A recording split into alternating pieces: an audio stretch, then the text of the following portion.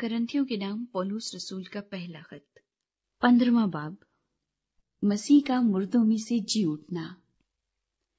اب اے بھائیو، میں تمہیں وہی خوشخبری جتائے دیتا ہوں جو پہلے دے چکا ہوں، جسے تم نے قبول بھی کر لیا تھا اور جس پر قائم بھی ہو۔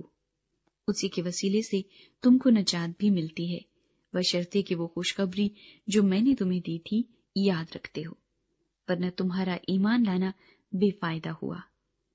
چنانچہ میں نے سب سے پہلے تم کو وہی بات پہنچا دی جو مجھے پہنچی تھی کہ مسیح کتاب مقدس کے مطابق ہمارے گناہوں کے لیے موا اور دفن ہوا اور تیسرے دن کتاب مقدس کے مطابق جی اٹھا، اور کیفا کو اور اس کے بعد ان 12 کو دکھائی دیا، پھر 500 سے زیادہ بھائیوں کو ایک ساتھ دکھائی دیا، جن میں سے اکثر اب تک موجود ہیں اور بعض سو گئے۔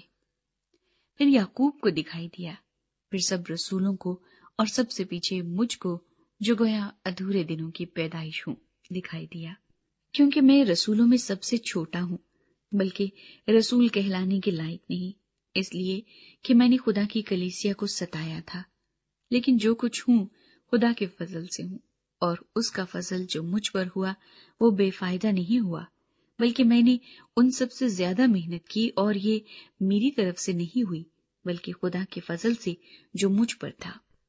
پس خواہ میں ہوں خواہ وہ ہوں، ہم یہی منادی کرتے ہیں اور اسی پر تم ایمان بھی لائے۔ ہمارا جی اٹھنا۔ بس جب مسیح کی یہ منادی کی جاتی ہے کہ وہ مردوں میں سے جی اٹھا، تو تم میں سے بعض کس طرح کہتے ہیں کہ مردوں کی قیامت ہے ہی نہیں؟ اگر مردوں کی قیامت نہیں تو مسیح بھی نہیں جی اٹھا، اور اگر مسیح نہیں جی اٹھا تو ہماری منادی بھی بے فائدہ ہے اور تمہارا ایمان بھی بے فائدہ، بلکہ ہم خدا کے جھوٹے گواہ ٹھہرے، کیونکہ ہم نے خدا کی بابت یہ گواہی دی کہ اس نے مسیح کو جلا دیا، حالانکہ نہیں جلایا۔ اگر بالفرض مردے نہیں جی اٹھتے، اور اگر مردے نہیں جی اٹھتے تو مسیح بھی نہیں جی اٹھا، اور اگر مسیح نہیں جی اٹھا تو تمہارا ایمان بے فائدہ ہے، تم اب تک اپنے گناہوں میں گرفتار ہو، بلکہ جو مسیح میں سو گئے ہیں وہ بھی ہلاک ہوئے۔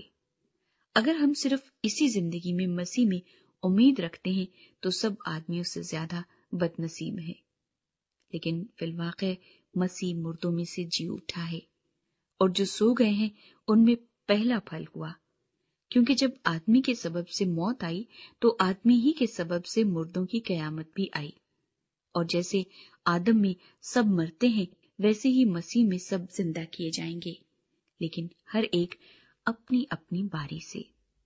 پہلا پھل مسیح، پھر مسیح کے آنے پر اس کے لوگ، اس کے بعد آخرت ہوگی۔ اس وقت وہ ساری حکومت اور سارا اختیار اور قدرت نیست کر کے بادشاہی کو خدا یعنی باپ کے حوالے کر دے گا، کیونکہ جب تک کہ وہ سب دشمنوں کو اپنے پاؤں تلے نہ لے آئے اس کو بادشاہی کرنا ضرور ہے۔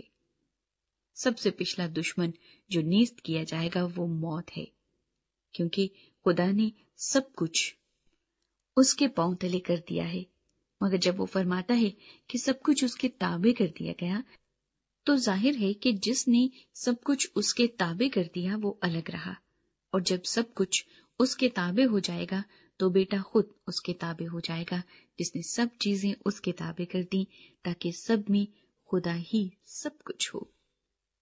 ورنہ جو لوگ مردوں کے لیے بپتسمہ لیتے ہیں وہ کیا کریں گے؟ اور اگر مردے جی اٹھتے ہی نہیں تو پھر کیوں ان کے لیے بپتسمہ لیتے ہیں؟ اور ہم کیوں ہر وقت خطرے میں پڑے رہتے ہیں؟ اے بھائیو، مجھے اس فخر کی قسم جو ہمارے خداوند یسوع مسیح میں تم پر ہے، میں ہر روز مرتا ہوں۔ اگر میں انسان کی طرح افسس میں درندوں سے لڑا تو مجھے کیا فائدہ؟ اگر مردے نہ جلائے جائیں گے تو آؤ کھائیں پیئیں، کیونکہ کل تو مر ہی جائیں گے۔ فریب نہ کھاؤ، بری صحبتیں اچھی عادتوں کو بگاڑ دیتی ہیں۔ راست باز ہونے کے لیے ہوش میں آؤ اور گناہ نہ کرو، کیونکہ بعض خدا سے ناواقف ہیں۔ میں تمہیں شرم دلانے کو یہ کہتا ہوں۔ جی اٹھنے کے بعد جسم کی حالت۔ آپ کو یہ کہے گا کہ مردے کس طرح جی اٹھتے ہیں اور کیسے جسم کے ساتھ آتے ہیں۔ اے نادان، تو خود جو کچھ بوتا ہے جب تک وہ نہ مرے زندہ نہیں کیا جاتا، اور جو تو بوتا ہے یہ وہ جسم نہیں جو پیدا ہونے والا ہے، بلکہ صرف دانہ ہے، خواہ گیہوں کا خواہ کسی اور چیز کا، مگر خدا نے جیسا ارادہ کر لیا ویسا ہی اس کو جسم دیتا ہے، اور ہر ایک بیج کو اس کا خاص جسم۔ سب گوشت یکساں گوشت نہیں، بلکہ آدمیوں کا گوشت اور ہے، چوپایوں کا گوشت اور، پرندوں کا گوشت اور ہے، مچھلیوں کا گوشت اور۔ آسمانی بھی جسم ہے اور زمینی بھی، مگر آسمانیوں کا جلال اور ہے، زمینیوں کا اور۔ آفتاب کا جلال اور ہے، مہتاب کا جلال اور، ستاروں کا جلال اور، کیونکہ ستارے ستارے کے جلال میں فرق ہے۔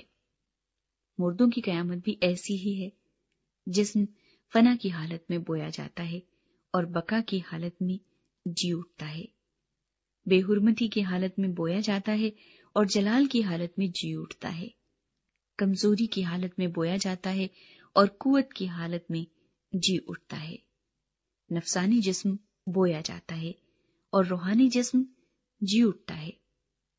جب نفسانی جسم ہے تو روحانی جسم بھی ہے، چنانچہ لکھا بھی ہے کہ پہلا آدمی یعنی آدم زندہ نفس بنا، پچھلا آدم زندگی بخشنے والی روح بنا، لیکن روحانی پہلے نہ تھا بلکہ نفسانی تھا، اس کے بعد روحانی ہوا۔